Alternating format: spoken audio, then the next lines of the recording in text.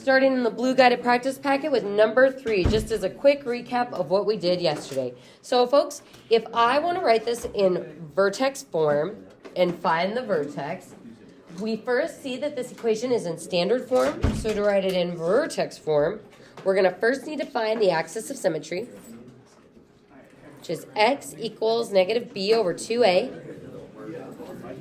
So negative 18 over 2 times 1.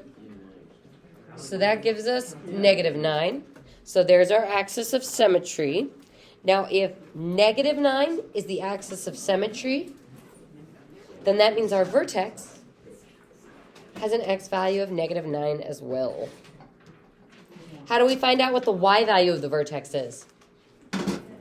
Plug it in. So folks, be careful on this one because since there's a negative, we're going to have to make sure that we put parentheses around it when we are squaring it.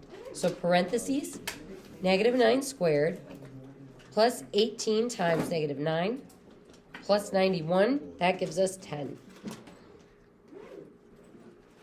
So vertex is negative 9, 10, and that's the first thing the problem is asking for, the vertex. Next, we want to find vertex form. So what we want to do is first see if there's an a value. Our a value is 1. So our equation will be y equals the a value of 1. Do I need to write that? Nope. 1 is implied, so you can just go straight to the parentheses. X. And then what am I going to do with that h value or that vertex x value of negative 9 when I put it back in?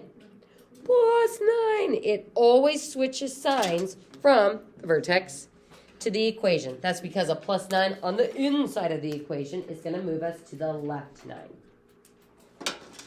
So then our k value, the 10, that's just going to stay the same. So boom, that's our equation in vertex form. So the one thing to be careful of with this on the homework quiz is sometimes you will have an a value, like on this one, our a value was negative 5. So we had to remember to take that and put it into our final equation. So always be aware of the a value.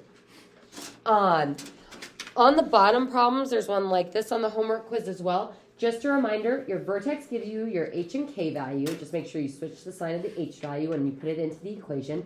Your point that you're given, you can plug in for x and y, find the a value, and then write the equation in vertex form. So just be careful because a lot of times students will stop once they find the a value, but the instructions say to write the equation in vertex form. All right, folks, that's it for reviewing of the stuff we did yesterday. Go ahead and clear that stuff off.